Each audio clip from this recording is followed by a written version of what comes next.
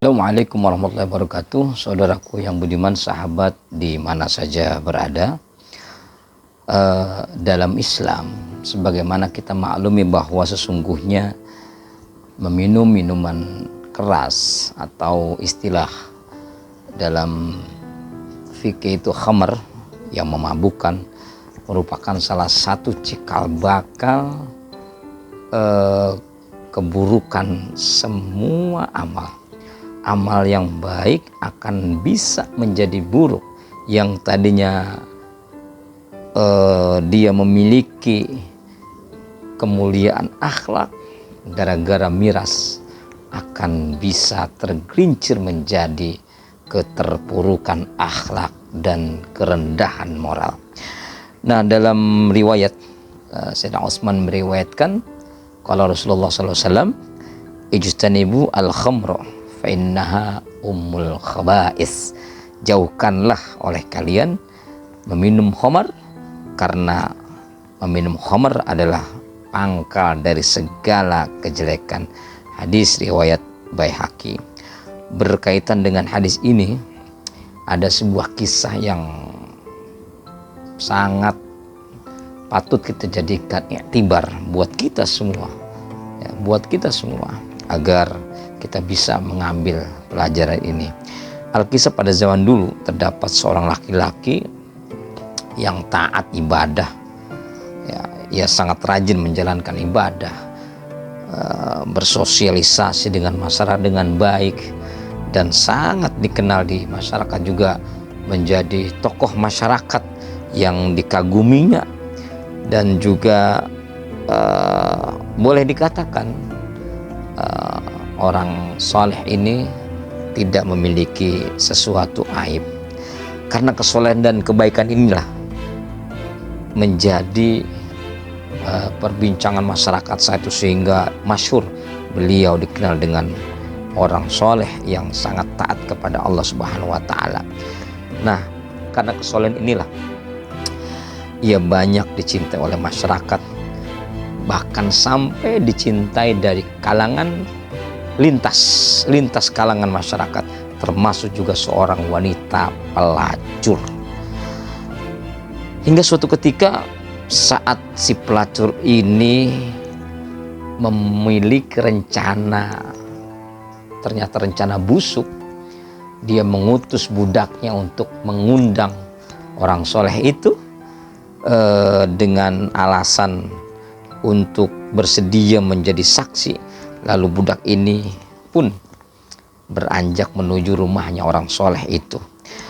Lalu orang itu, si budak ini, berkata kepada orang soleh, sesungguhnya aku ini mengundang kamu untuk menjadi saksi. Atas dasar undangan inilah, sebagai saksi tersebut, maka berangkatlah orang soleh tersebut dengan budaknya wanita yang memang disuruh oleh si pelacur itu. Sementara si pelacur ini sudah bersiap-siap di rumahnya. Jelasnya ini si pelacur ingin menggodanya. Apakah kesolehannya ini akan kuat? Apakah ketaatannya dia kepada Allah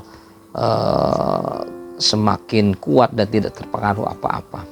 Maka masuklah si orang soleh ini kepada budak. Setelah masuk, si budaknya keluar, kemudian menutup pintu dan dikunci oleh si pelacur itu. Maka si pelacur itu pun berkata kepada orang soleh, wahai Fulan, sesungguhnya saya mengundang Anda ini tidak untuk menjadi saksi, tapi untuk menjadi sebuah, apa kalau sekarang itu namanya uji mental lah ya, talent lah ya. Jadi di sini saya telah menyediakan beberapa botol minuman keras ya, khamr. Kemudian di sini juga ada anak kecil. Lalu kemudian di sini juga ada sebilah pisau. Sebagai seorang yang saleh, mana yang kamu akan pilih? Maka dari situlah orang soleh ini memilih apa yang paling ringan, karena pilihannya itu meminum khamr, kemudian yang kedua berzinah dengan si pelacur, yang ketiga membunuh anak kecil. Maka si orang soleh pun memilih untuk mencari dosa yang ringan dianggapnya. Ternyata dia memilih minum khamr sampai mabuk, lalu kemudian disitulah orang soleh merasa sudah tidak memiliki